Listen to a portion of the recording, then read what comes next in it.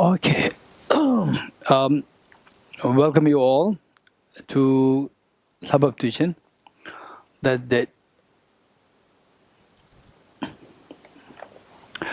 As explained by our program coordinator, Mala, the day the Buddha descended from the 33 the heavens into the planet Earth, and the Buddha was there in the 33 heavens for a whole 3 months for the monsoon retreat. And meanwhile, the Buddha, the main reason why the Buddha went there was to give teachings to all the gods and goddesses there in the 33 heavens, and particularly to his mother, the mother who passed away after 7 days of giving birth. On the seventh day, after giving birth to the Buddha, then she passed away and she took birth in the 33 heavens. So the Buddha went there to repay her kindness by giving teachings to her, and alongside all the other god and goddesses. This is the thing. And then after 3 months there, then Buddha descended on the planet Earth. This is the day which is being observed as a very auspicious sacred day of the descent of the Buddha to the planet Earth. And the place where the Buddha descended on the planet Earth, this is about like 14 hours driving distance from Delhi to the north. And I've been there, and nowadays many people, they go there.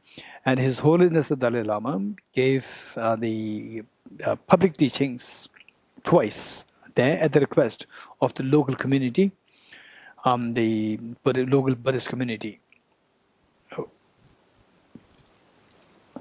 on a large gathering, the huge gathering, and it happened twice.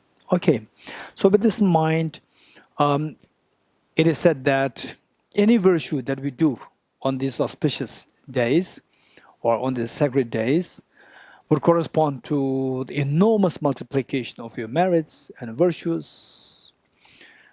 So people take it particularly to remind oneself that, okay, today is a very auspicious day, the sacred day the Buddha descended on the earth to again, once more, to light the light of the wisdom, to dispel the darkness of ignorance, thereby removing all the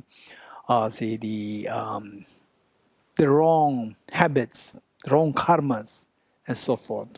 Okay, so with this in mind, what we do is that first we will do a very short teaching on emptiness, and then followed by taking the aspiration Bodhisattva vow, and that too little briefly. Otherwise, to do it in a full-fledged form, it takes like 2 hours, just the ceremony. And for the Buddha, it says, enthused by great compassion, which we're going to read very soon. Enthused by great compassion, you taught the immaculate dharma to dispel the perverted views, to dispel the wrong views. To you, the Buddha Gautama, I make prostrations. This is the word of salutation said by Arjuna in his classic text. Arjuna, who himself was revered as the second Buddha for the disseminating the teaching of compassion, teaching of wisdom so widely. And so he said this praise to the Buddha Shakyamuni. So with this in mind, the real purpose for the Buddha's appearance on this earth and re-emerging through the descent from the heaven, the 33 heavens, is to disseminate and to illuminate this wisdom, the wisdom. So therefore, to ignite this wisdom and ignite the compassion, that is the key for the Buddha's appearance on this earth. So now we as admirers and we as followers of this Buddha, to follow his footsteps so that we in our own capacity can create a more harmonious family, more compassionate family, more intelligible family, and more intelligible, compassionate workplace.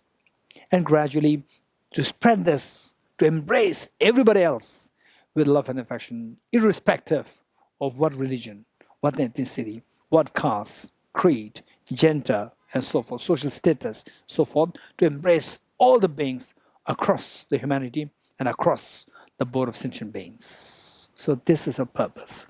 With this in mind, let us set a proper motivation.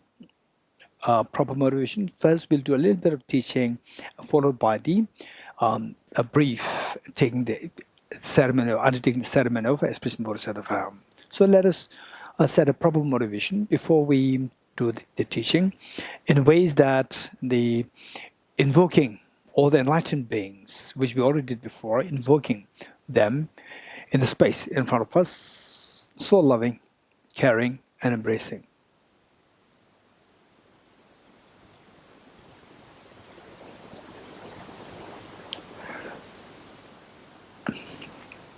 And then also, let us invoke your two parents and all your children, all the family members, all sentient beings living on the other side around you. And some of them might have passed away. It doesn't matter. Everyone, those who are connected with you, and all the sentient beings around you, as though like the mother is telling the children, come, to let them take part in some meaningful, the endeavors. So this is what you're doing, to include everybody with you, with so much love, affection, care.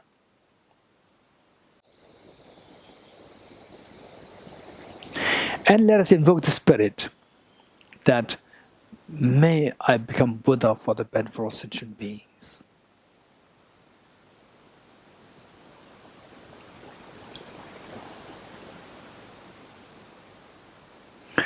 Okay, with this in mind, we will do the screen sharing and do the prayers, and imagining that you are leading this and all beings are joining you.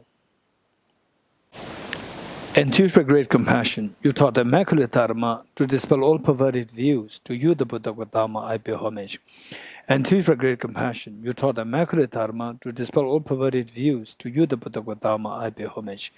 Enthused by great compassion, you taught the Immaculate Dharma to dispel all perverted views. To you, the Buddha Gautama, I pay homage.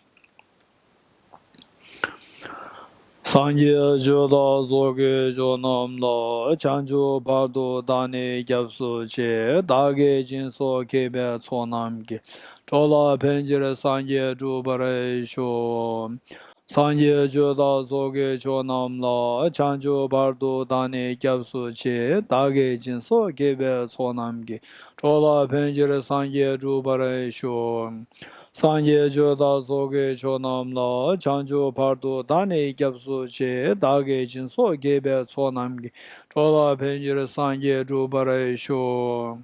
I go for refuge until I'm enlightened to the Buddha, the Dharma, and the Sangha. By my accumulations of the practice of giving and so forth, may I become a Buddha to benefit all sentient beings. I go for refuge until I'm enlightened to the Buddha, the Dharma, and the Sangha. By my accumulations to the practice of giving and so forth, may I become a Buddha to benefit all sentient beings.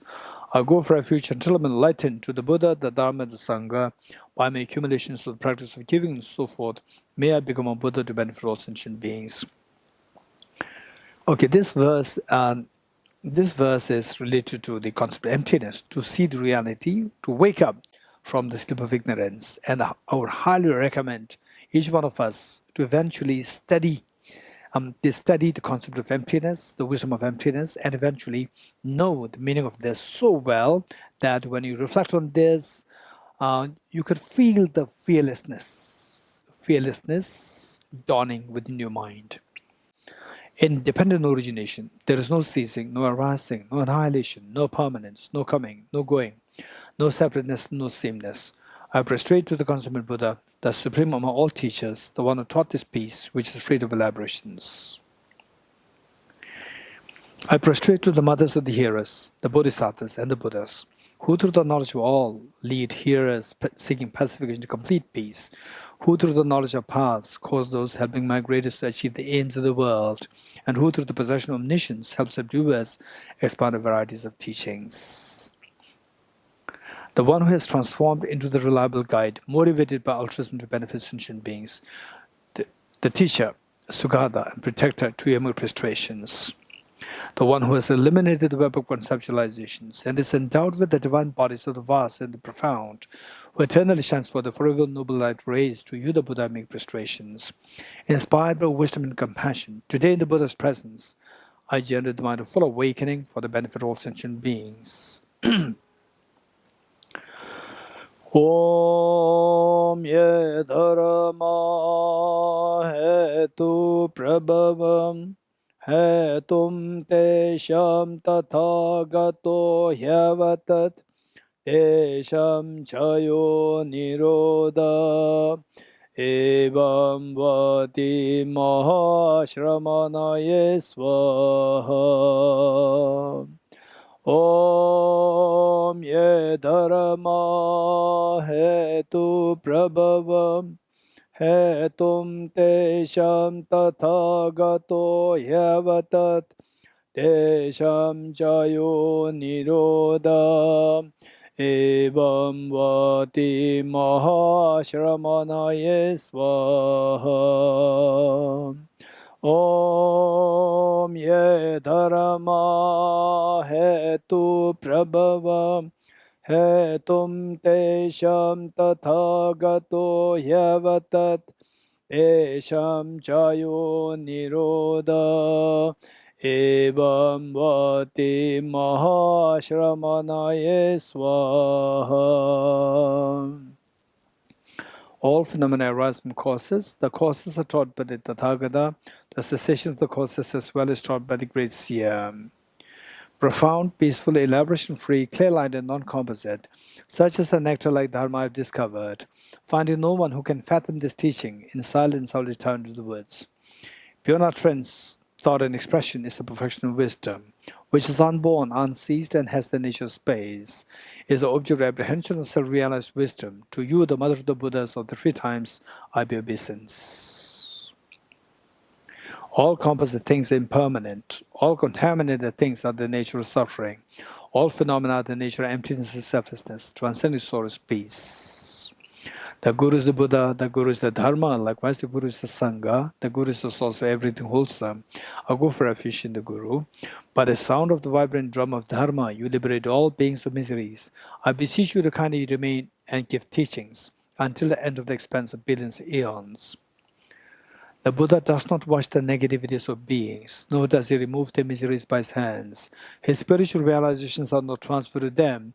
It is by teaching the truth of the suchness that the beings are liberated. With folded hands, I beseech the Buddhas of all directions to shine the light of Dharma for all bewildered miseries gloom. If you're attached to this life, you are not a spiritual practitioner. If you're attached to samsara, you have no renunciation. If you're attached to your own self-interest, you have no bodhicitta. If there's grasping, you do not have the view. Hearthstone Mantra.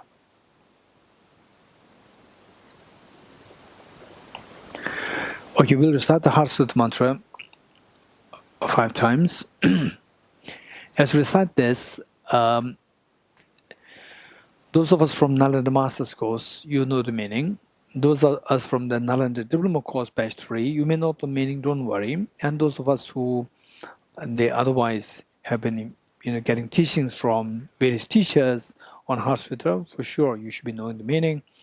As we recite this meaning, what we need to reflect on is that our mind, finally, everyone, whether you're Buddhist or not, it doesn't matter. Whether you're male or female, it doesn't matter.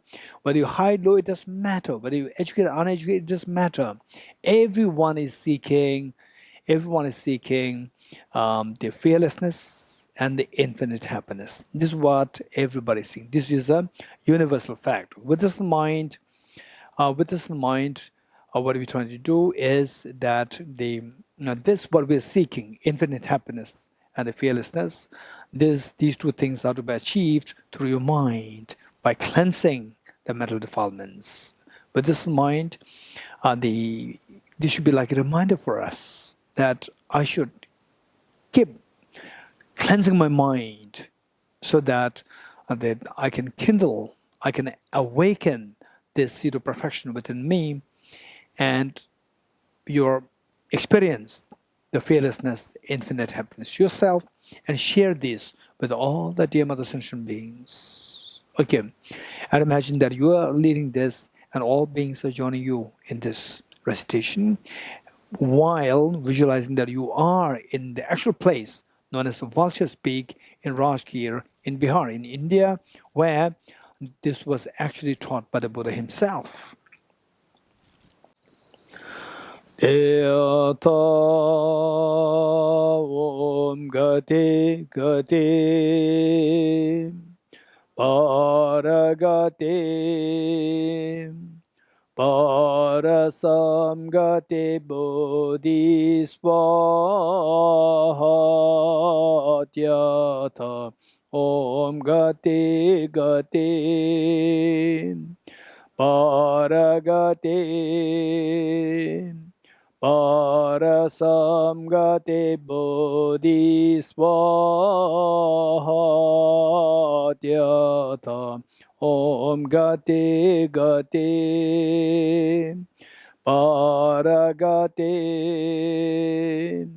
Parasam Gati Bodhisvaha Tyatha Om Gati Gati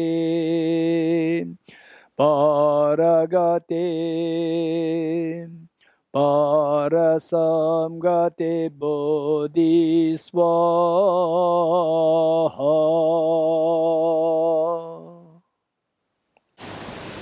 Okay, I will recite this together. This is going to be like the roadmap for us, how to expand this compassion infinitely.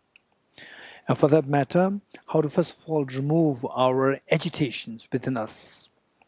And in doing so, the wisdom plays a very important role, how to build this wisdom to make our aspiration, to get rid of our agitations and to embrace this unconditional love in the most profound form. So with this mind, let us read this, and this text is very short but extremely concise.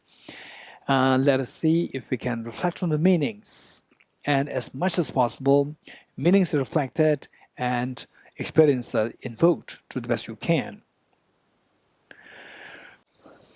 The foundation of all good qualities is the kind and the perfect pure Guru. Correct devotion to him is the root of the path.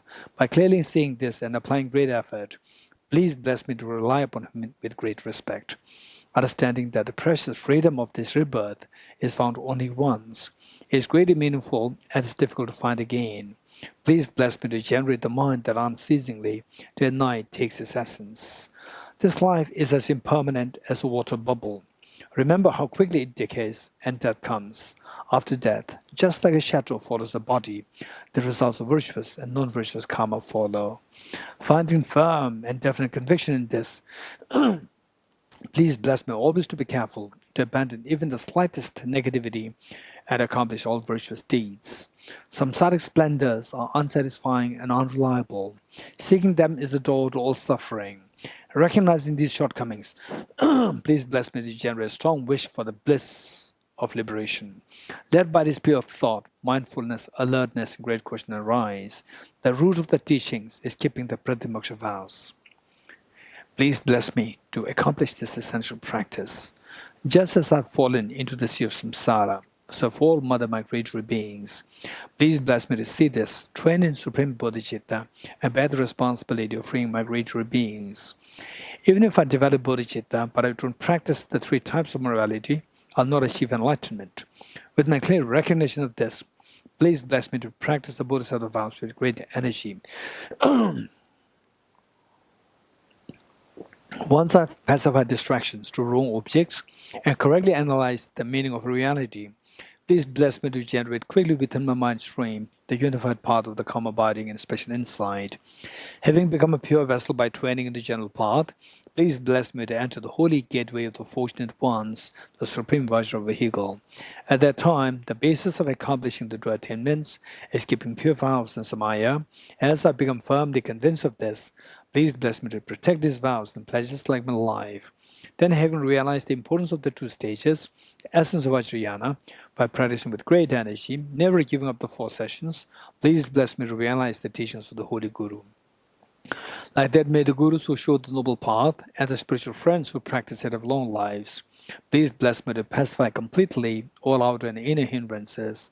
In all my lives, never separated from perfect Gurus, may enjoy the magnificent Dharma by completing the qualities of the stages and the paths, may could attain the state of Vajratara. Okay, next is the Muddle Offering. We will do the short Muddle Offering. And here the idea is, sorry. Here the idea is that it is the expression of your admiration in the good qualities these enlightened beings demonstrated. Good qualities in terms of detachment from obsession to the sensuality. Good qualities of universal love and affection, embracing all the other beings, and the good qualities of the waking up from the sleep of ignorance with the light of the wisdom. Seeing that these qualities are there in these enlightened beings, and we do make this offering, everything good that you can think of within you, with you, and within the world, whatever is there, good things, you offer them to all the Buddhas and Bodhisattvas, seeking them to bless you, not in ways of creating miracles, but in ways of inspiring you to practice these qualities. So with this in mind, we'll say this, the verse of make offerings. In other words, it talks about the sun, the moon, the whole planet Earth, Mount Meru, and so forth, is symbolic. In other words, whatever good things that you have, to offer them to all the enlightened beings on behalf of all the sentient beings. And let's not forget that you are visualizing all beings with you, and they're also taking part in this offering. First we'll say in this English, and followed by the Tibetan. This ground anointed with perfume, perfume strewn with flowers, adorned with Mount Meru, the 4 continents, the sun and the moon. I imagine this as a Buddha failed and offer it. May all sentient beings enjoy this pure land. O Zajibge George Mendotam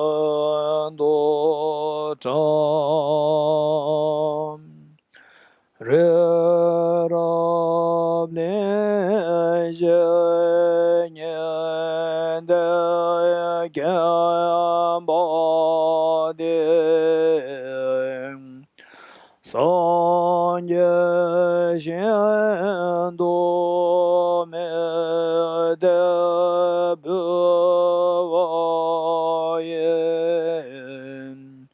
Jogunam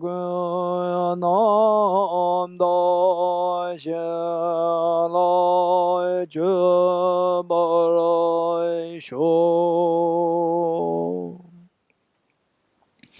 After making this offering, then what kind of blessings do you seek? Blessings not in the form of wealth, not in the form of, anything which is mundane, but more meaningful ones, as you can see here in the 2 sets, the 2 sets of the 4 the blessings. Okay, let's read them.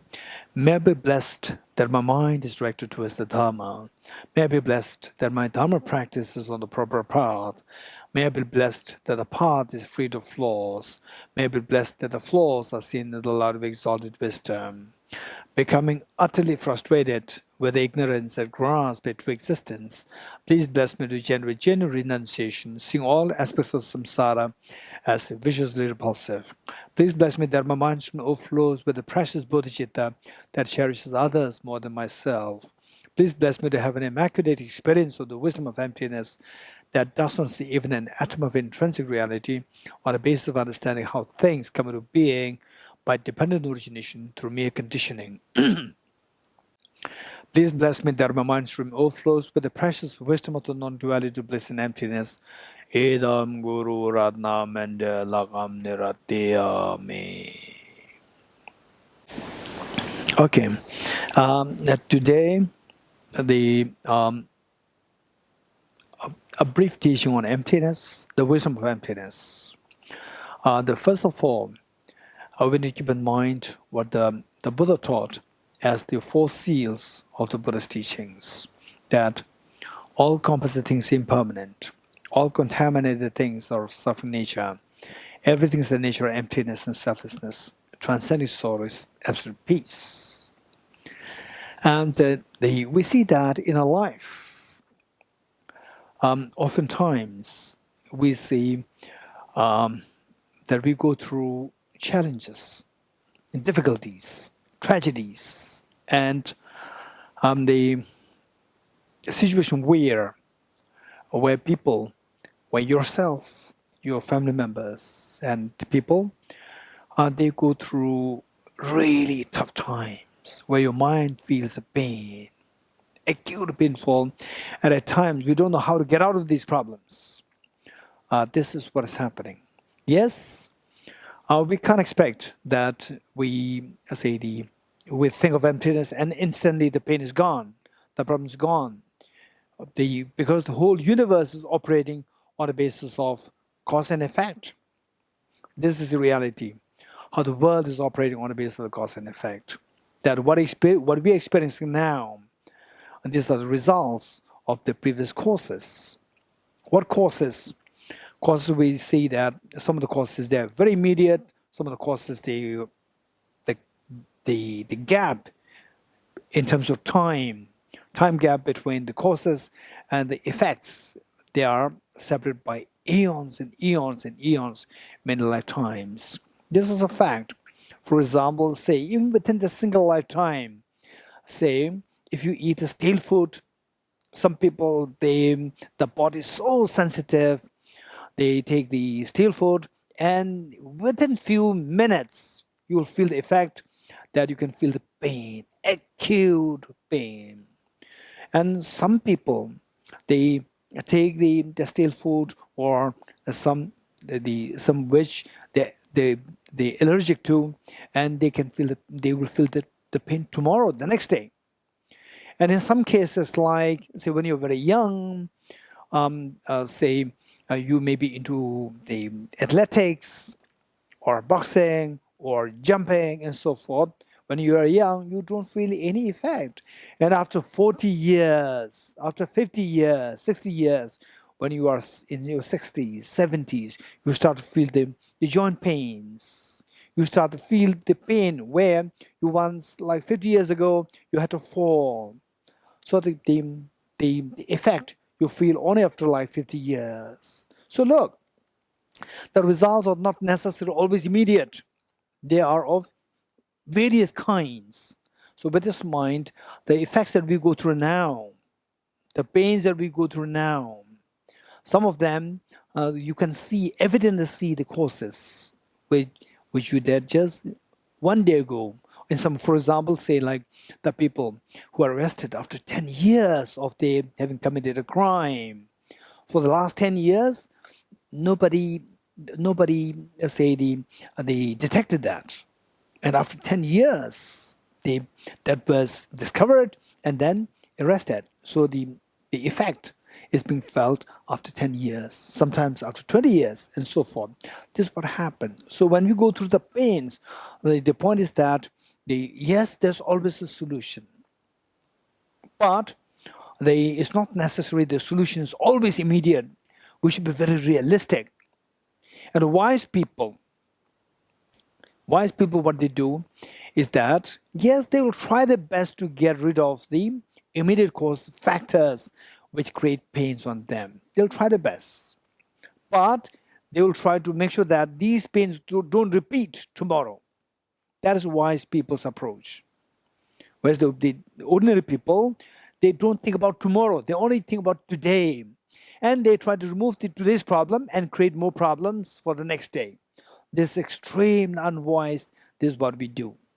So, the moment we can see the prospect of tomorrow, the prospect of next year, the prospect of 10 years later, 50 years later, next life, and so forth, your mind is much more at calm and at peace today.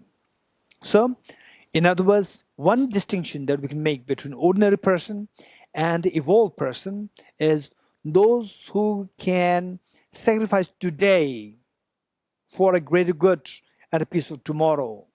These are wise people. Those who cannot see tomorrow, those who cannot see the future, who are only obsessed with today.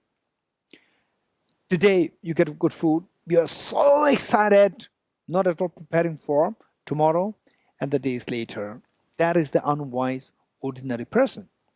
But it's not that some people are destined to be ordinary people, some people are destined to be evolved. No.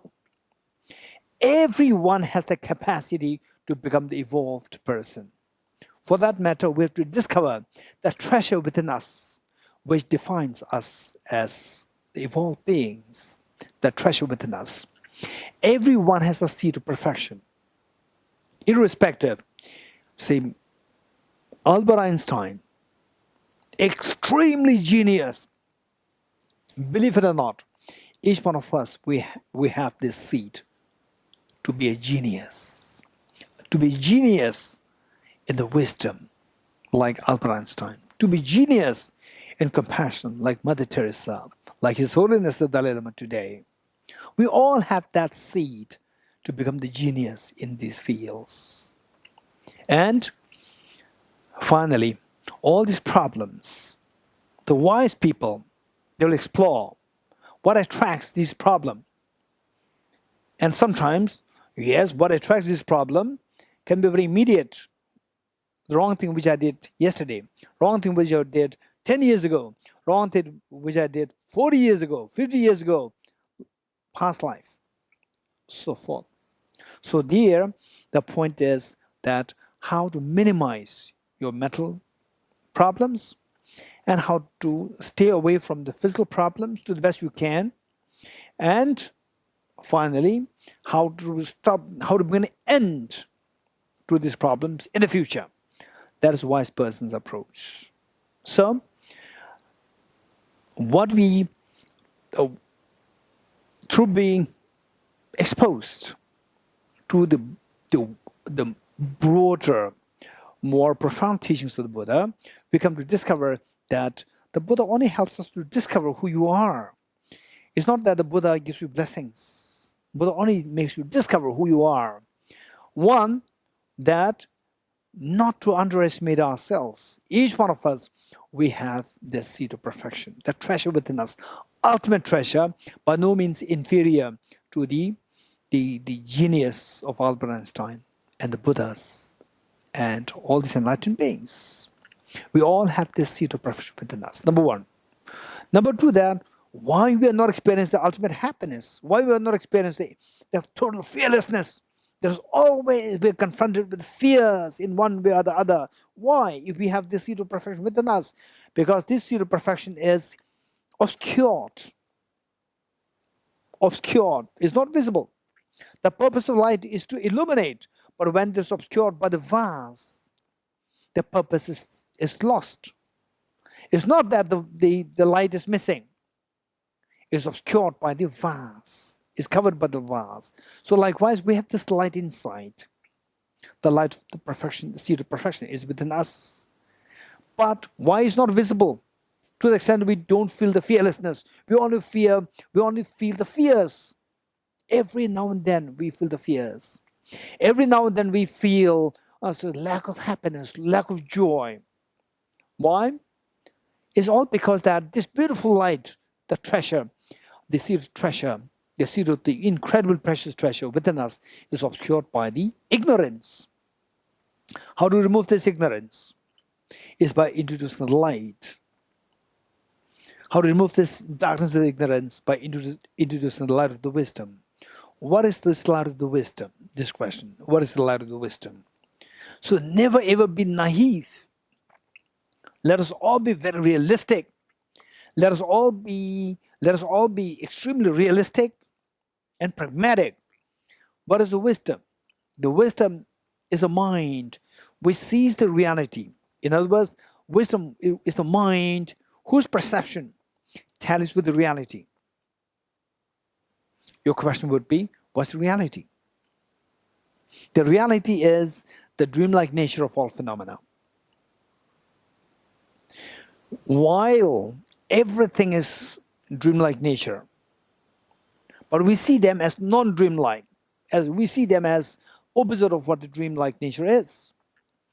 It is like being in a dream. You project your dream, and the dream affects you. Why the dream affects you if the dream is projected by yourself? Because you project that, but you are unaware that you have projected this dream. Because you fail to discover that this is your projection, you see it as real. The moment you see it as real, that affects you. Because it affects you, you react. This is how we suffer. We suffer. So this state of suffering due to our ignorance is known as samsara. So how to come out of this? If the pains that we're going through now, each one of us, the pains that we're going through now, say the fear of the COVID, and again we see that, say again in the various countries, again the next wave is coming. Very unfortunate. There's so much of fear there. We never know. Once you have this, it doesn't matter if you have the 2 vaccines. It doesn't matter. Of course, this vaccine greatly protects us. But even with vaccines, if you're not being careful, or they say it can hit you anytime and you can disappear from the earth, including myself. So the point is that all these fears are there. Because that this is the reality. No one is exempted by this COVID. No one is exempted. You cannot bring any one person from this 7 billion human beings on this earth. You cannot put a signature saying that this person is 100% freed from COVID. No, you cannot say this. Which means that everybody has to live in the fear. So likewise, we see that in your own family, so much a problem.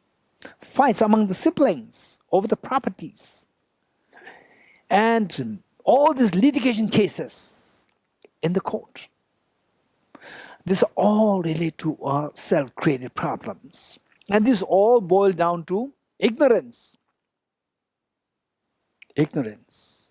So, the Buddha discovered that discovered and applied it to himself and taught us how to wake up from the sleep of ignorance. If you are to wake up from the sleep of ignorance, you have to know the reality. To know the reality, if you are biased with blind faith, you can never see the reality. Objectivity in your approach. In the absence of this, you can never see the reality. So what is the reality? Just a huge question. And look, this is a wonder, one secret, which we never disclose, is that in a dream, you're emotionally stirred up so badly, so much of fear, anxiety, anguish, greed, and so forth in the dream. We all had that experience. Yet, when you wake up, you feel that, what is this? Why did I become so emotional in the dream? It was just my mental creation. Yet, it has the capacity to affect you. There's nothing really there is real. But how come that it affected me? Because I believe it to be true. So what is that? The perception. In other words, we believe in the perceptions, and the perceptions, they dictate on us what emotions to arise within us. The moment you realize that this mere perception is not the reality, all your emotional stirs stop and you feel the peace. So when we say that it's just mere perception, no, look at this. This is so real.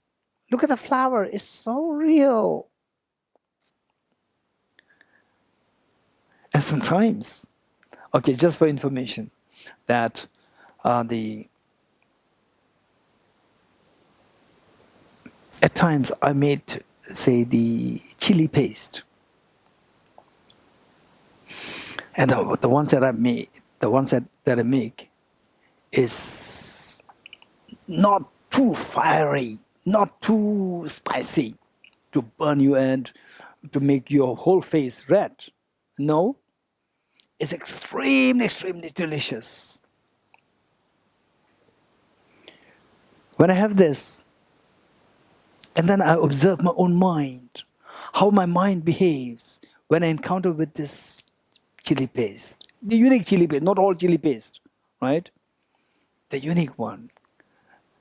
I just observe how my mind is totally against the reflection on emptiness. This is just a dream versus, wow, a delicious chili paste. These two are just contradictory. At times, I jokingly tell people that, okay, if you want to taste my chili, you have to meditate emptiness more. Otherwise, it will drag you down into the ignorance more to see the chili paste objectively real. This is reality. How all our emotions, they are just mere perception. Believe it or not, in the dream is just a mere perception. Yet it affects us so effectively. If you can see this, the connection between the mere perception, failing to see that as mere perception, invariably you see this as real. The moment you see things as real, it affects us. The moment it affects us, you react.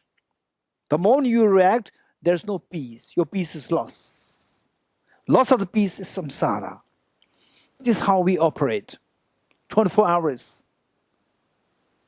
This is how it works. Okay, so from this, we should get the first thing that I'd like to share with you here is that our perceptions,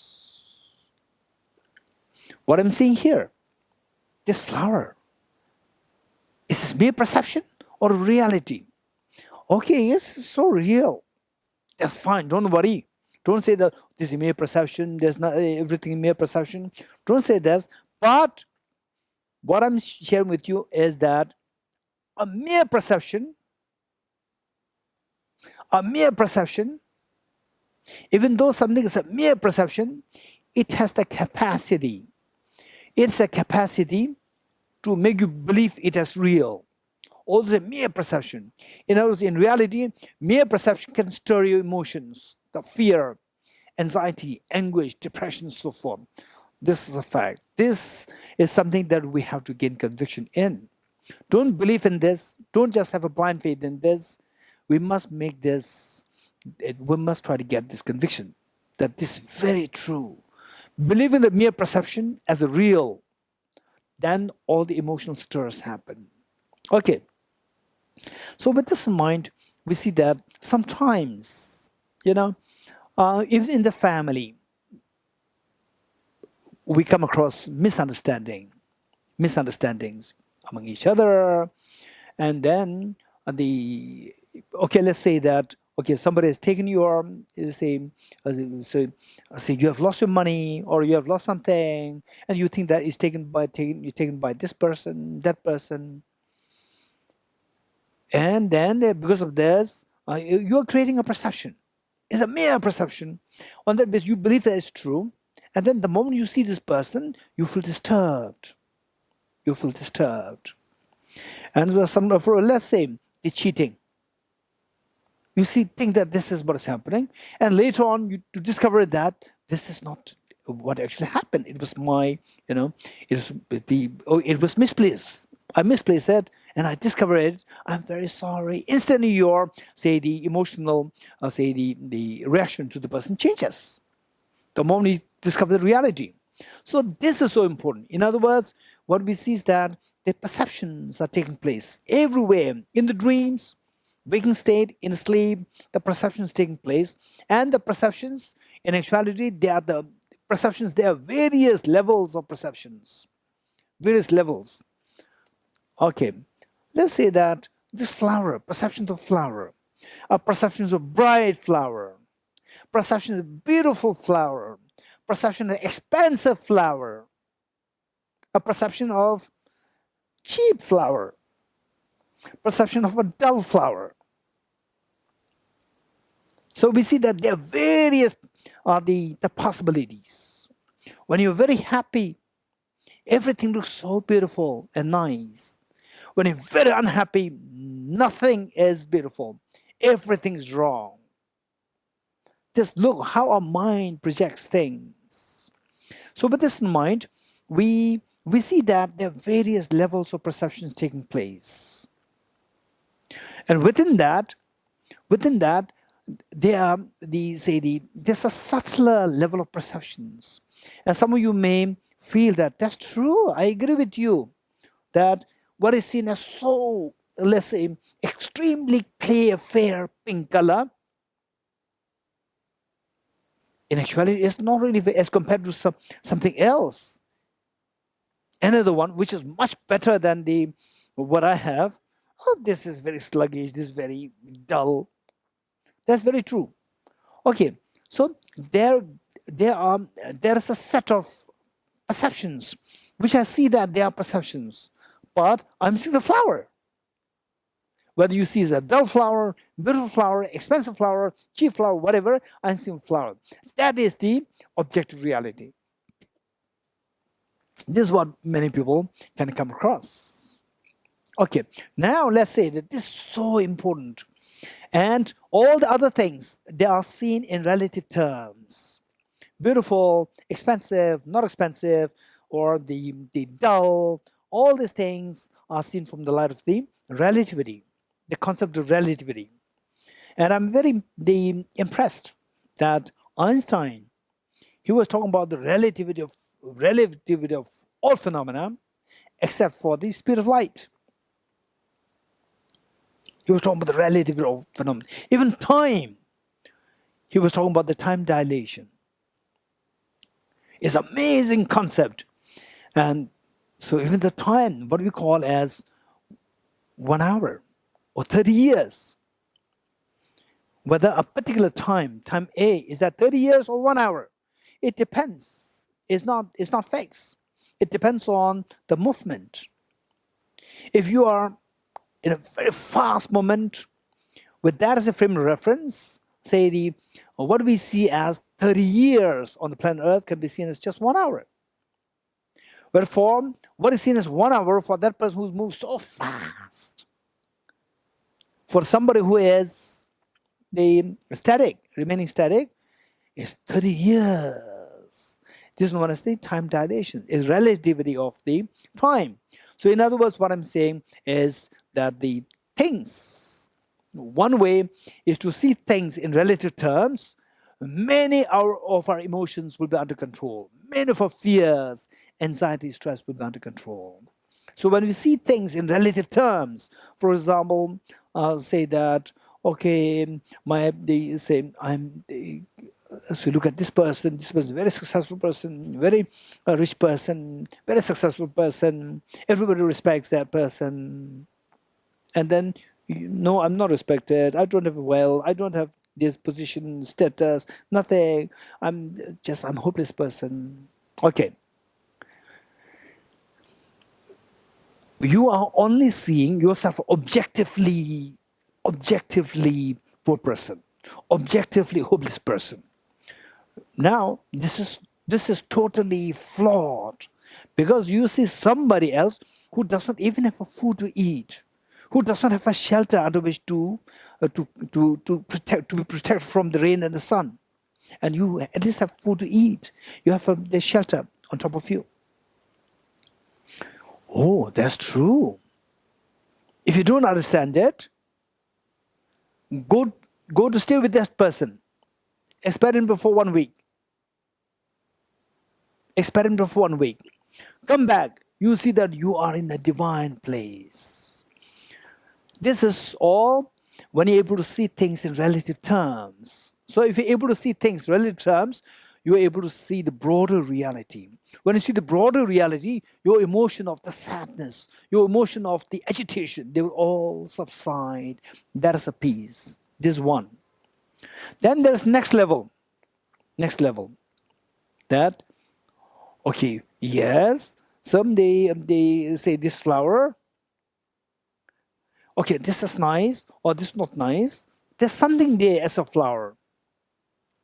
When you see something there as a flower, whether you like it or not, that's a different story. But you see something there, objectively there. When you see that, invariably our imprints from the past, like nice, not nice, so forth, they will kick in. Then invariably your mind will describe it, and accordingly, then your mind starts to react.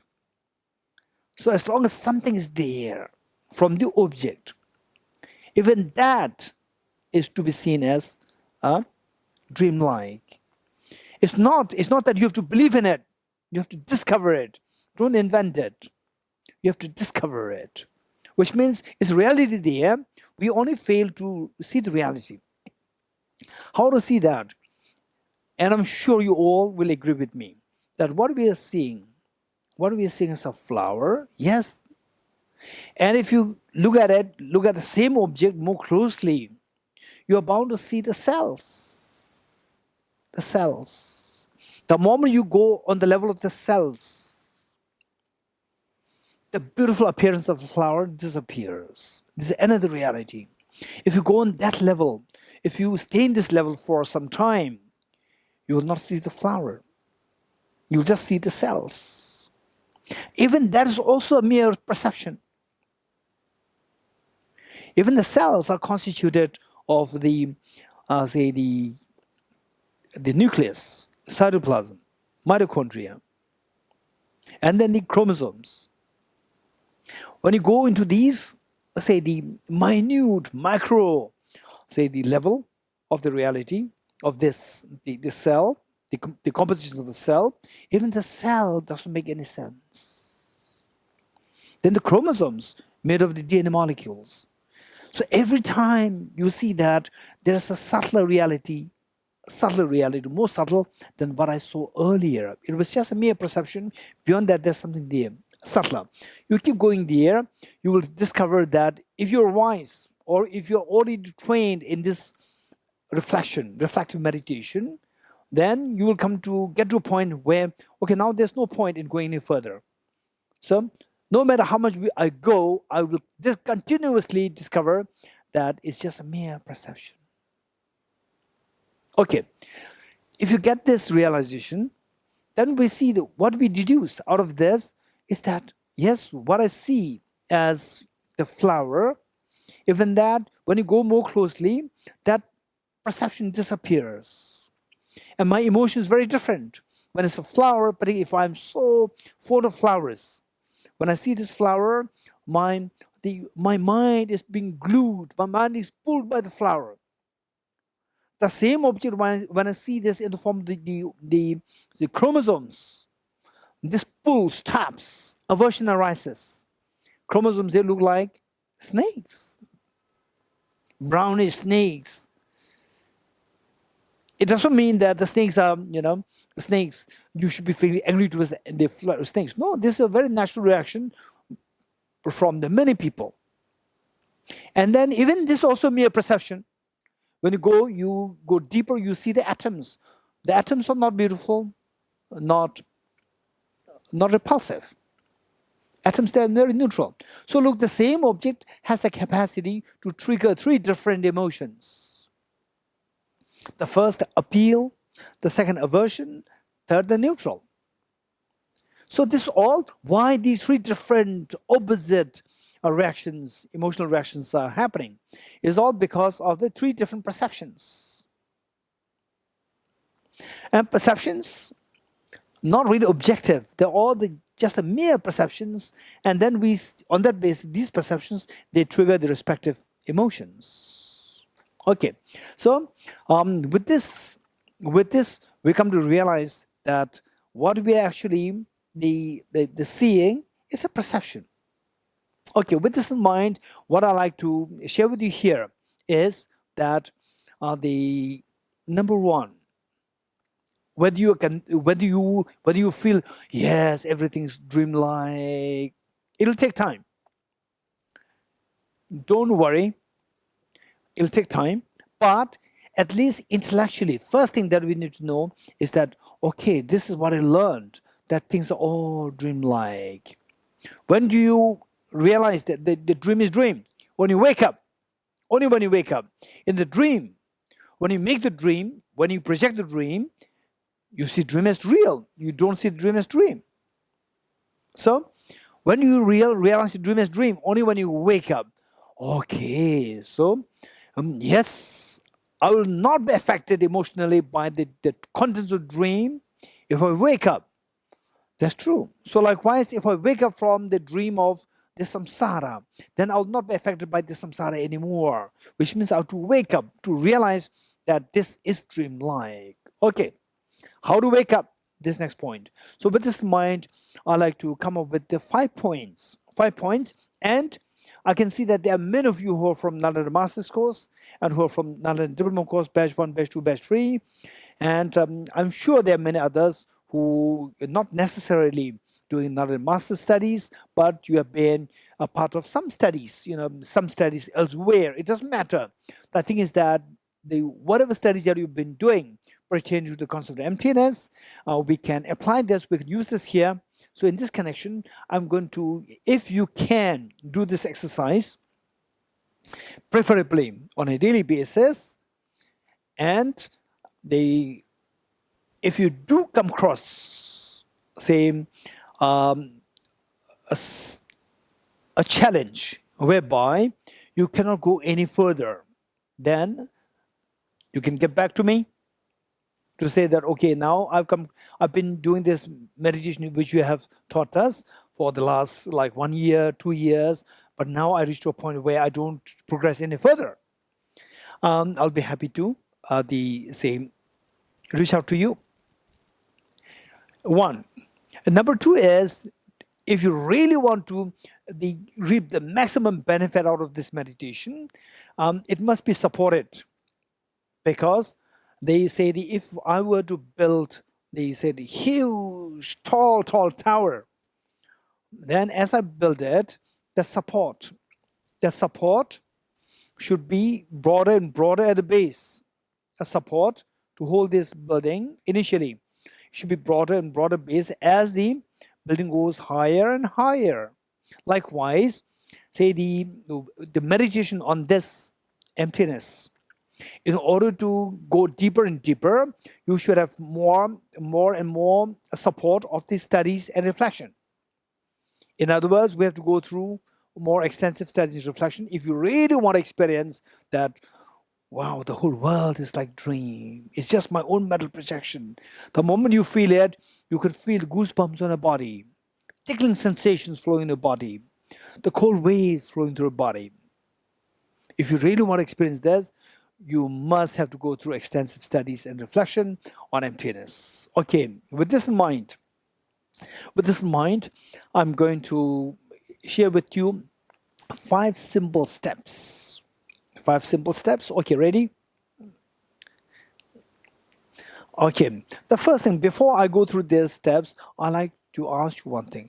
How many of you are really, right? How many are really scared of all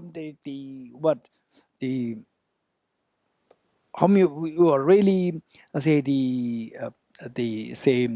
scared and really fed up with the pains of the life, sickness, aging, death, fear, tension, conflicts in the family, conflict outside the family, and so forth. Raise hands. Okay. And how many are very serious that I don't want these? Raise hands. Oh, Ruchita's daughter, this young girl, also likes to get out with this problem. Okay, good. Ruchita, what's your name? Ruchita, your daughter's name? Last time I asked you. My name is Dia. Dia, okay. There's light, is it? Okay, the light of the wisdom. Very good. Thank you. Okay, and then the Kaya Density Dharma is also there. Kaya Density Dharma. Okay, Dia's daughter. Good. Okay, so what I'm saying is that if you're very serious that, okay, these problems must come to an end. Otherwise, it is endlessly going. It perpetuates. If you are very serious, raise hands. Okay, if you're really very serious with this, just see if you can do these 5 steps. Meanwhile, expanding your studies and reflections in the meditation of emptiness. Okay. So if you're very serious, what we do is that we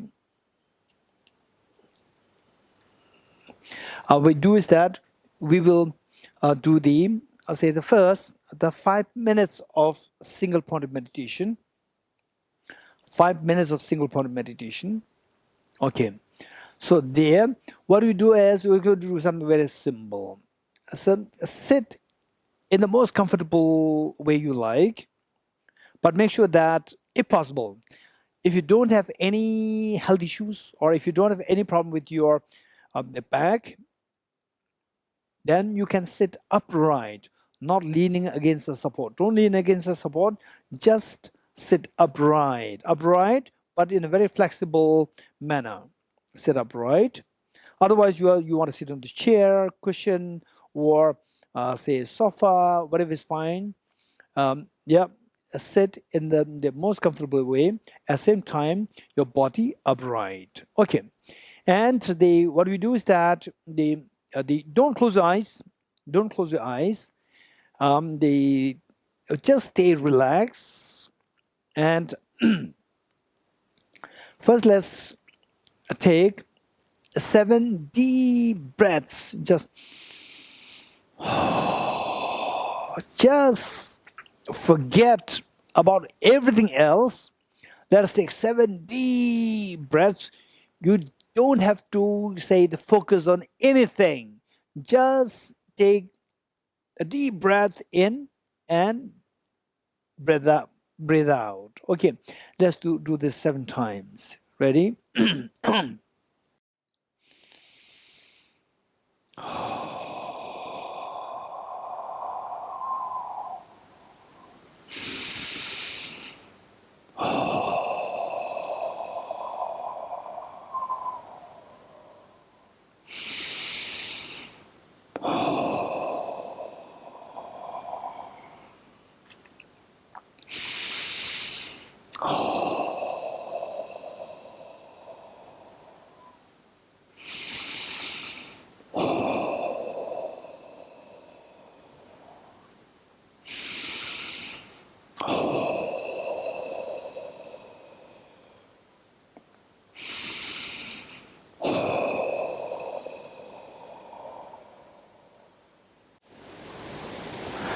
Just stay focused.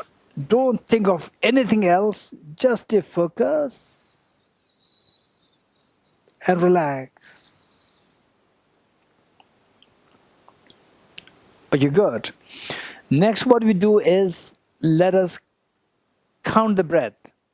Count the breath. Okay, now it's not going to be a deep breath. It's going to be just a natural breath. Breathe in, breathe out. Cycle 1. Breathe in, breathe out. Cycle 2. This is what we're going to do for 21 times. 21 times. Okay, just focus on the breath and breathe normally. Don't push your breath. Don't control your breath. Don't push your breath. Just let the breath flow very naturally. 21 times. Just count the breath. Breathe in, breathe out. Cycle 1. Breathe in, breathe out. Cycle 2. This is what we could do for 21 times. Ready?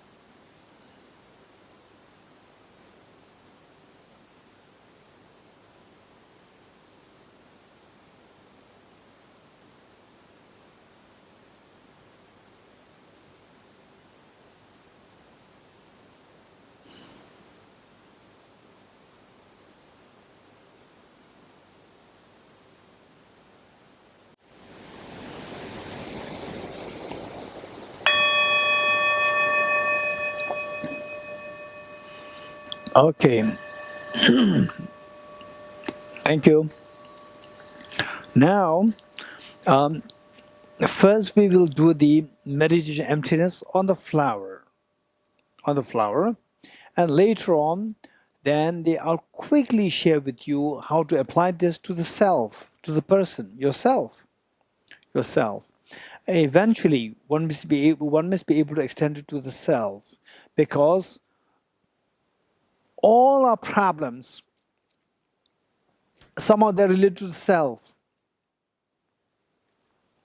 For example, let's say that initially, when we first in 2019, end of 2019, I think that was in November, the first time I read in the newspaper, coronavirus, Wuhan. Okay, now again there's another virus like the SARS and so forth, another virus. Yeah, okay, something happened. Yeah, these news are there. Then they say 2020. Oh, in Delhi, Delhi airport, there are 19 people who were diagnosed with the COVID. Okay, and it's very dangerous. Okay, then the mind is now it's closer to me. Now they're all admitted to AIMS hospital. Okay. Now the number has exploded to 49. Oh, it's very dangerous. It's spreading. We should be careful. We have to use the mask and so forth. And then then it's spreading everywhere. Okay, look, this is what's happening. So we see that it's all about I. If each one of us, we are to relate to your own problems. We all have our own problems. Say, the gravest of the problems, you count 3. They're all related to the self. All related to the self. You see the self as so real. When you see that this self is also like a dream, this all is not that the moment you see this, your problem will be over. No. But you can see that these problems will minimize depending on the degree of the subtlety of the insight, unfolding of this reality. To that extent is your mental problems subside. Okay, so for that matter, first we'll apply this to the flower, which is going to be relatively easier. Then we'll apply this to the self. Meanwhile, let us keep in mind that this is going to be a very simple exercise. If you really want to feel in a very in an extremely refined, systematic way, there's no way other than to study, reflect on emptiness, to do more extensive studies. Okay, this is what. Otherwise, I share as though like so simple, just 5 steps in 2 minutes, and you take it home. And then some people say that, oh, emptiness, it'll take like 10 years, 20 years of studies, reflection. What is this? I learned it just in 5 minutes. So what we are learning is so precious. Meanwhile, let us not underestimate it, that the experience that whatever little that experience that we may get, this is going to be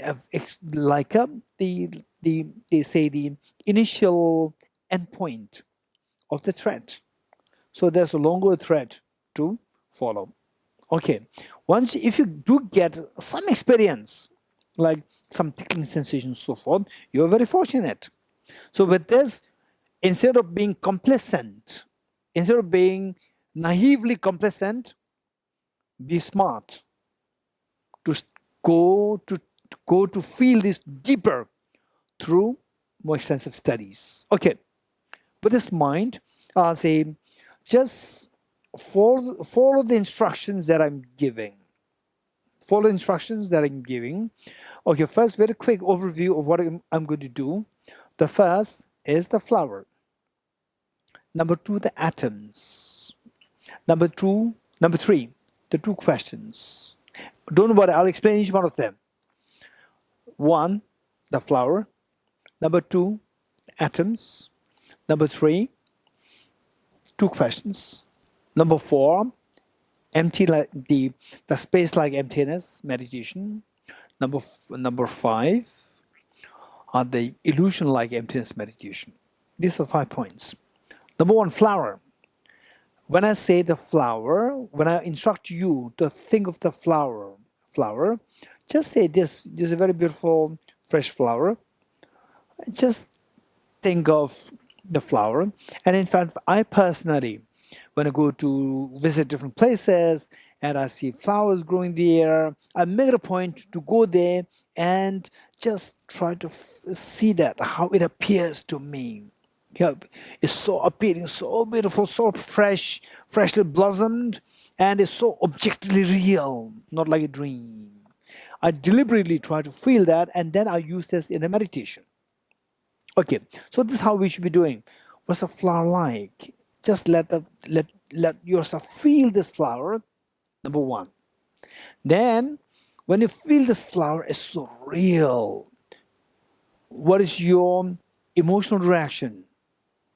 Is it like a dream or this so objectively there? Yes, of course, so objectively there. This is number 1, the flower. When I say flower, is to view the flower plus how it appears to you as like a dream or as objectively real, so solidly there. Yes, so solid there. This is number 1. You have to do it very seriously. Number 2, the atoms. When I see the atoms, what we are seeing is through our naked eyes. We try to see the same object more closely under an electron microscope. Under electron microscope, first, as we keep fine-tuning this object, the flower, first we see the flower, then followed by the cells, then they followed by the DNA molecules, or the chromosomes, DNA molecules, finally the atoms. Just particles, pool of atoms, like trillions of atoms, they're moving atoms there. That's it. Okay, so when I say number 2, the atoms, you don't just go directly there, you just imagine that you're looking at it through electron microscope. And if possible, all of us, we try to, watch this Google search, just type the powers of 10. Just type this powers of 10, and then you will see what the NASA company did. And then you will see what I'm explaining now, the flower, and then go into the cells, then the chromosomes, DNA molecules, atoms. This is how the NASA company will take you. This is reality. This you can watch it. Google search powers of 10. And then you will see many things, particularly the one by NASA would be very good. Okay. So this is how we have to go gradually, step by step. Don't just go directly into the atoms. Flowers, cells, the nucleus, chromosomes, DNA molecules, atoms. This is how we gradually go there. And then you go to a level whereby you're only seeing the billions and trillions of atoms. And follow the instructions as I give. This is number 2. Once you are there, then the number 3 is 2 questions. My question to you is, what are you seeing? Then you say, I'm just seeing billions of atoms. My question to you, where's the flower? I don't see the flower anymore now. The flower's totally missing. It's totally absent there. Okay. Stay in this experience. The moment you say the flower's totally absent, literally it's empty, it's not really there. At that point, some of you might get some tickling sensations within your body. Cold waves can flow through your body. Or some extremely tranquil experience can be felt towards the location of the heart. If these things happen, you're very lucky. If these things don't happen, don't worry. Don't worry. It's a matter of for deeper studies, deeper reflections. Eventually, these things will happen. Okay. So this is the meaning of the space-like emptiness meditation. At that point, where is this flower? It's not there. Stay in this experience. Just abide in this experience. This is number 4. Then number 5, illusion-like emptiness meditation, which means that Then you imagine that you come out of this meditation. Again, you see the flower. Again, you see your body. Again, you see things, everything as they are. No doubt, perceptions taking place. But you're 100% sure that from the object, there's no way to be identified as a flower. You have gone too close towards the flower object, and the flower is nowhere to be seen. From the object, it's 100% not there. But subjectively, it appears, which means a mere appearance, mere rejecting the objectivity there, the mere appearance. Okay, so there, depending on how profound the emptiness of the objectivity you felt, that will determine how profound is the illusion-like emptiness meditation. But we can't expect these things to happen just on the spot in the first attempt. We need, of course, some people, perhaps we never know, you might have your past life experience.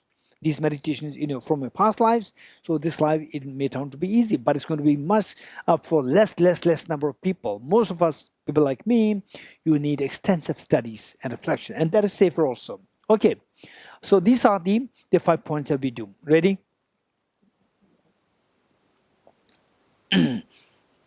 Okay, now just follow the instructions. Don't try to correlate, which I said before, with what I'm saying now. Don't try to correlate with what you've heard from, read somewhere. Just focus on what instruction that you're given. Follow that, and when necessary, abide in the respective experiences. Okay, ready? Okay. If you want to close your eyes in this meditation, if you want to close your eyes, close your eyes. If you don't want to close your eyes, don't close your eyes. That's fine. Generally, particularly for single-point meditation, it is advised not to close your eyes. Keep your eyes open. But for the analytical, because your mind is going to be very active, there's no danger that you will slide down into laxity or lethargy. Okay. Okay. Just visualize a beautiful flower, freshly blossomed, beautiful flower, rose flower, or any flower that you are particularly fond of. This is point number 1, the flower. How does this flower appear to you? Like a dream that your mind is creating it? Or, no, it has nothing to do with mind. It is solidly, objectively there from its own side. Yes, it is objectively there from its own side. Okay. Step number 2. Atoms. Okay, just imagine that you look at this flower, you bring electron microscope. Keep fine-tuning this electron microscope. First, you see the flower. Further fine-tuning this, you start to see the cracks, which otherwise this flower seemed to be so extremely tender. But now you start to discover the cracks. These cracks are nothing but the partition between the cells of the flower. Go further, then you will start to see the real cells, which are not at all beautiful. Going further, through further fine-tuning this, you start to see the nucleus, cytoplasm, cell membrane, mitochondria. Through further fine-tuning the electron microscope, within the nucleus, you see the chromosomes. Like the snakes, brownish snakes, striped brownish snakes. Through further fine-tuning this electron microscope, you start to see the DNA molecules.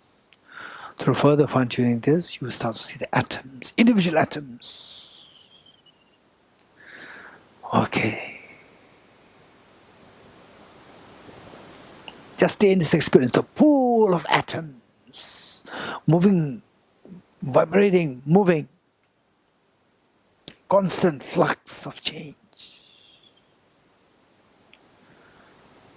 This is reality that you are seeing. It's not your metal fabrication. This is reality of what you earlier saw as a flower. This is reality. 2 questions. What are you seeing now? I'm seeing just pool of atoms, billions of atoms. Where is this flower which you earlier saw? The beautiful flower, where is it? Nowhere to be seen. Nowhere to be seen. None of the atoms, no different from the atoms. Nowhere to be seen as a flower. Stay in this experience that the flower is empty. Stay in this experience.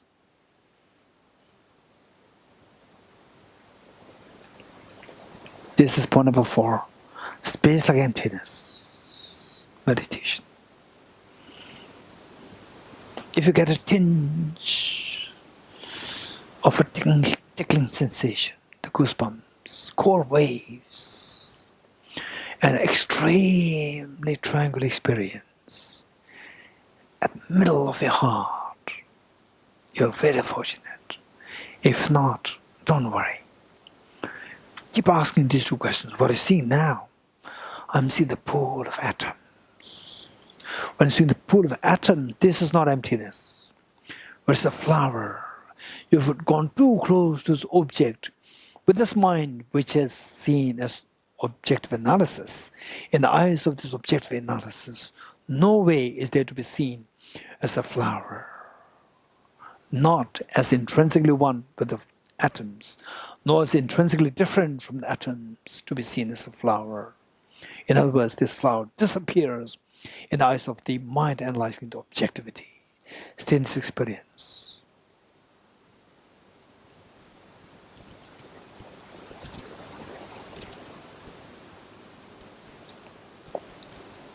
Okay, slowly come out of this meditation.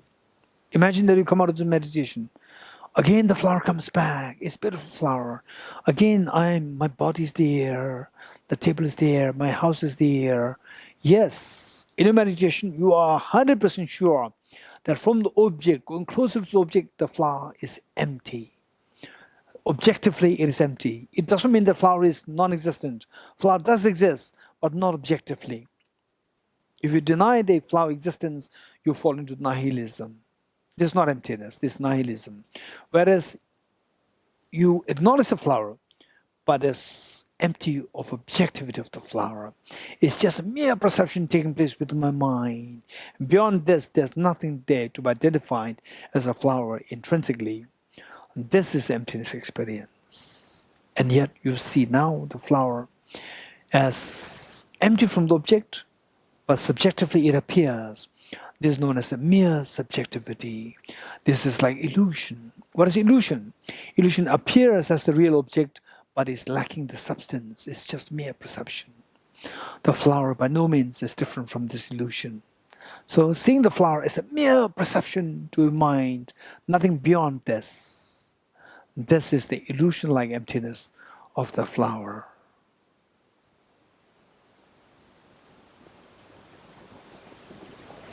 Okay, slowly come out of this meditation. Come out. Good. Okay, now if we just do this on a daily basis, particularly say with the flower, subjecting this flower to the ultimate analysis going closer to the object, the flower disappears. You can apply this to the self. This self is nothing but made of the 6 elements. All the solid part, like the bones, the flesh, all the heart, lungs, and so forth. All the solid parts constitute element of earth. Then the blood, 4 liters of blood, which is being pumped in and out by the heart to different parts of the body. There's the element of water. Then the 2,500 joules of energy. That is the element of the fire, the body heat. Then 4.6 liters of air that you breathe in and out through your lungs. That is the element of air. And 99.99% of the body being vacuum, empty. That is the element of space. And the thinking factor within us, the mind, that is the element of consciousness. Just as the flower is nothing but constituted of these billions of atoms, the self is nothing but constituted of these 6 elements. Just as within the atoms, nowhere to be seen as intrinsically existent flower, within these 6 elements, nowhere to be seen as intrinsically real self. So, following the 5 steps, you again meditate abide in experience of the emptiness of self.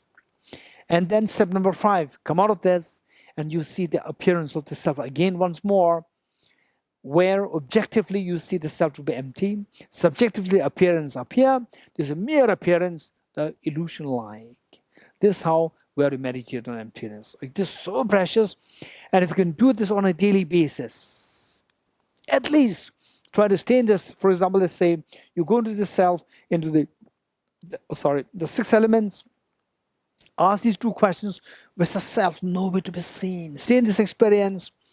So this mind which says there's no self there, it doesn't mean the self is not there. It simply means the self is not there objectively. Objectively, the self is empty. The self does exist. How? Like a dream. It does exist. It is not non-existent altogether. It does exist like a dream, as a mere perception. Okay, and as a mere dependent origination. This is important. If you can do this on a daily basis, you see that gradually, like scratching the dirt and scratching the stains, eventually the gold inside will become visible. Likewise, say every day you do this meditation, over time you can feel that what otherwise, the situation which otherwise would create the agitation within you cannot create agitation as much as which otherwise used to do before. You can feel the difference over time. It's not going to be the immediate experience. Okay, this is what we should be doing. Okay, with this in mind, it's already 9:14 now. We will say the taking aspect of Bodhisattva on this day. We will do it very quickly. We will at the first invoke the spirit to may I become Buddha, to be awakened from the sleep of ignorance, so that my fears will all dissolve and I embrace the maximum happiness, and that I can share this fearlessness and the aura of this infinite happiness with all my dear mother sentient beings. Okay, with this mind, let us take a few seconds to invoke the spirit. May I become Buddha for the benefit of all sentient beings. Okay. Visualizing all Buddhas, Bodhisattvas in the space in front of you, and visualizing your 2 parents, your children, all your dear sentient beings around you, and you are leading this, and all beings are joining you in this, invoking the spirit of the Bodhicitta. May I become Buddha for the benefit of all sentient beings. Okay, let us take a few seconds.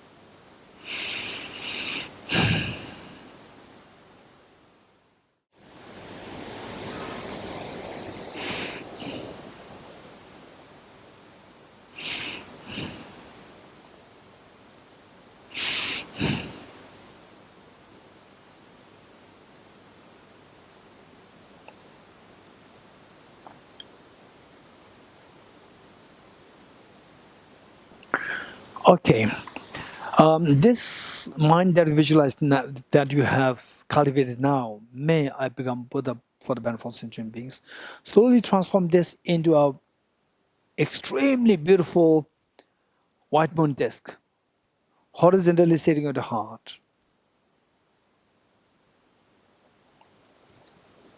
And quickly let us invoke the emptiness meditation of the self, or let's say the flower. Or get the flower. Go into the atoms, gradually the cells, the nucleus, chromosomes, DNA molecules, atoms. Okay, stay there. Where's the flower? Is empty. Nowhere to be seen as intrinsically one with the parts, with atoms, or intrinsically different from atoms. Nowhere to be seen as a flower. Stay in this experience.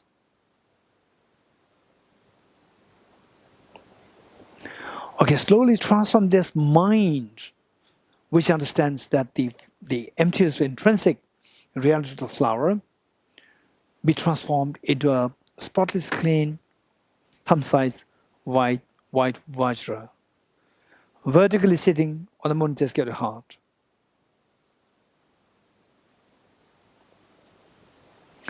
with intense love and affection towards all your demon sentient beings, including your parents, children, and everyone.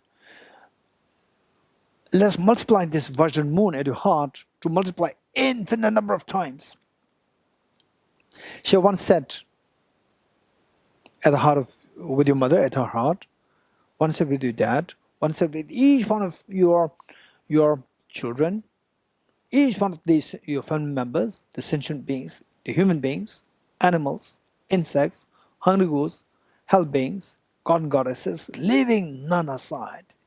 Now everyone has a share of the Vajra moon to eradicate all the mental obscurations which obscure this otherwise beautiful light of the wisdom of compassion, the wisdom and the compassion, to bring to light the fearlessness and the infinite happiness for yourself and for all the beings.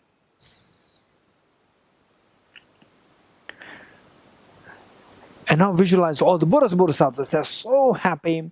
They have the Vajra moon at the heart, full-fledged version of the Vajra moon at the heart. Let us imagine that they, out of tremendous compassion with you and all the beings, these Vajra moon at the heart of the Buddhas and Bodhisattvas, they multiply infinite number of times. In barrage like rain shower, they descend to merge with the one that visualized at the heart. Likewise, with each one of sentient beings, thereby becoming non-dual, stabilized, and blessed.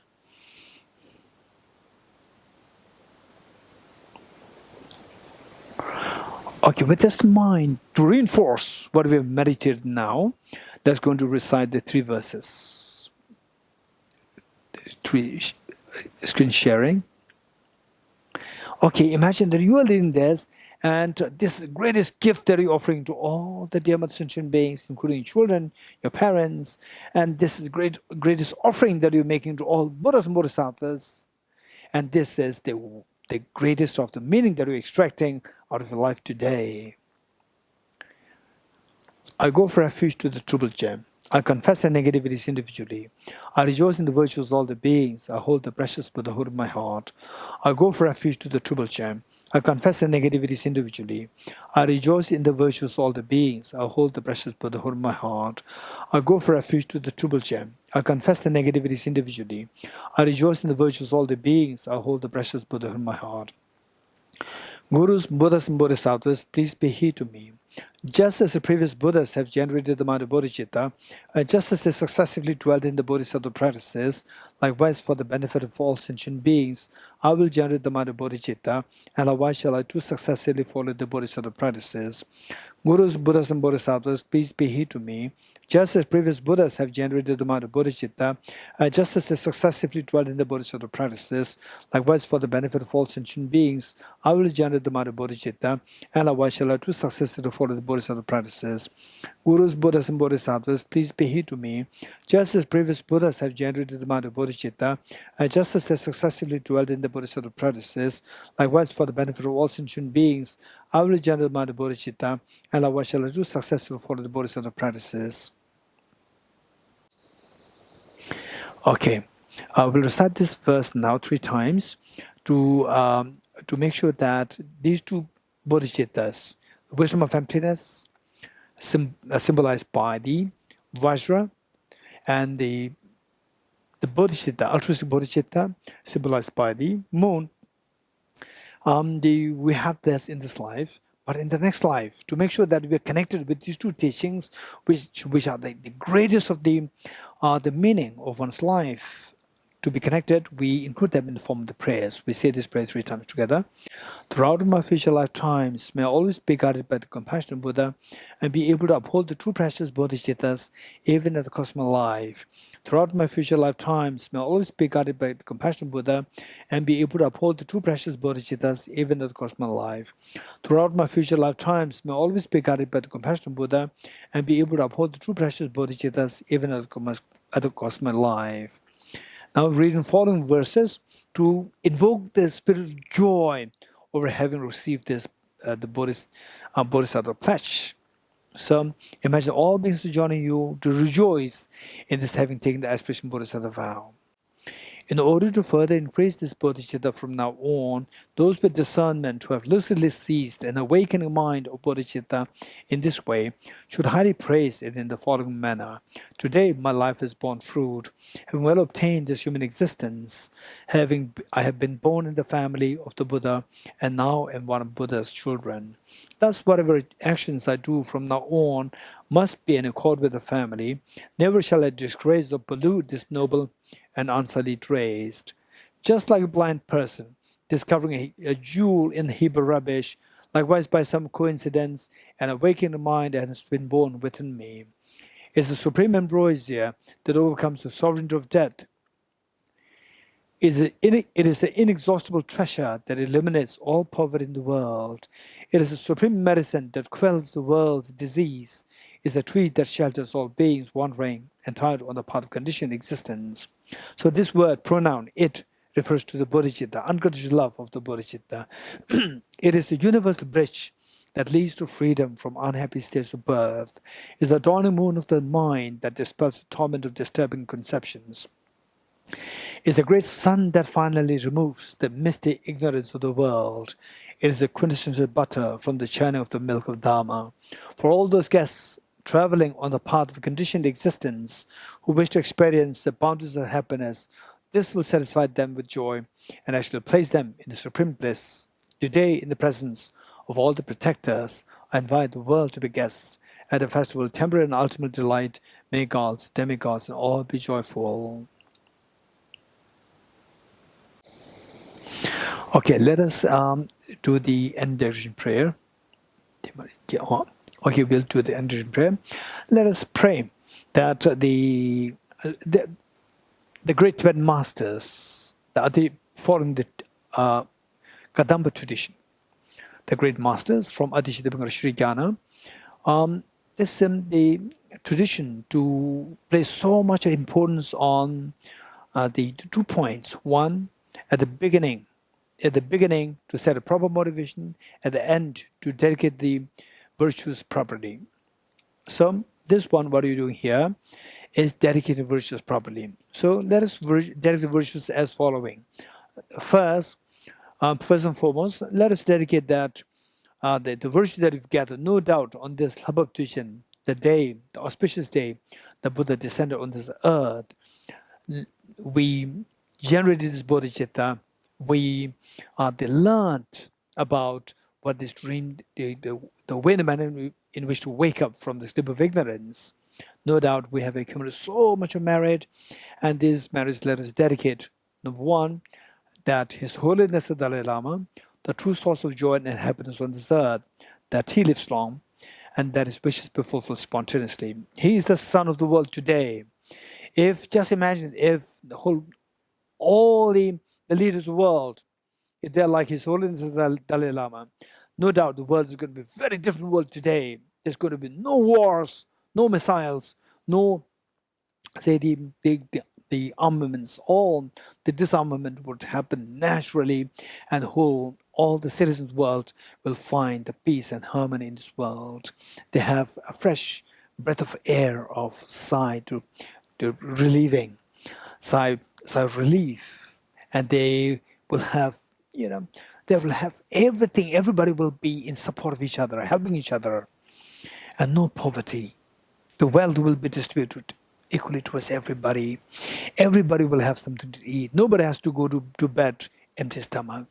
So this is what the world will be like if all the leaders of the world, they're going to be like His Holiness the Dalai Lama. So therefore it's so important that they must be role model for all the world leaders as to how to be the leader of the world. His Holiness the Dalai Lama must live long. So this is our prayer, the first. Number two, that all these great teachers who promote this universal love and affection on the basis of understanding the interdependency, the wisdom of interdependency. May all these great teachers, the traditions, may all these great teachings, the learning centers, monastery universities, they all thrive in the activities of study, reflection, and meditation of the unconditional love of bodhicitta and a wisdom to see everything as like a dream. And let me personally dedicate merits thus gathered that each one of you, through concerted effort in the study, reflection, and meditation on the two bodhicittas. May you soon see the dawn of these two, the universal love of bodhicitta and the wisdom to see things like a dream. May these two soon be dawn in you, that each one of you becomes such a reliable guide to lead all dear mother sentient beings towards ultimate happiness and fearlessness. May the teaching on bodhicitta and the wisdom of emptiness thrive in the whole universe, every nook and corner of the world and in the universe, that everybody feels the fearlessness and the infinite happiness. With this mind, let's say these verses together. In the land encircled by snow mountains, you are the source of all happiness and good. All-powerful Chenrezig Tenzin Gyatso, please remain until samsara ends. Just as the brave Manjushri and Samantabhadra too realize things as they are, also I dedicate all these merits in the best way, that I may follow their perfect example. I dedicate all these rules of virtue with the dedication praise as the best by all the Buddhas who appeared in the 3 times, so that I might perform the noble Bodhisattva's deeds. Chanjo samjo rinpoche ma ge ba nam ge gyuro che ge ba nyam ba me ba ya kone kondo pe bara sho. May the Supreme Bodhicitta that has not arisen arise and grow, and may that which has arisen not diminish but increase forevermore. As long as space remains, as long as sentient beings remain, until then may I truly remain to dispel the miseries of the world. Due to the merits of these virtuous actions, may I quickly attain the state of a Guru Buddha and lead all beings without exception into that enlightened state. I dedicate the merits thus gathered towards the realization that is in the prayers of all the Buddhas and the Bodhisattvas of 3 times, and to the upholding of the Dharma of teaching realization. May I in all lives, through the force of this merit, never separate from the 4 wheels of the Mahayana vehicle, and accomplish all the stages of the path, renunciation, bodhicitta, perfect when the 2 stages. With a wish to free all beings, I shall always go for refuge to the Buddha, Dharma, and Sangha until I reach full enlightenment. Inspired by wisdom and compassion, today in the Buddha's presence, I journey the mind of full awakening for the benefit of all sentient beings. I go for refuge to the Triple Gem. I confess the negativities individually. I rejoice in the virtues of all the beings. I hold the precious Buddhahood in my heart. By the power of practicing and supplicating to you, may all be free from sickness, poverty, and conflicts.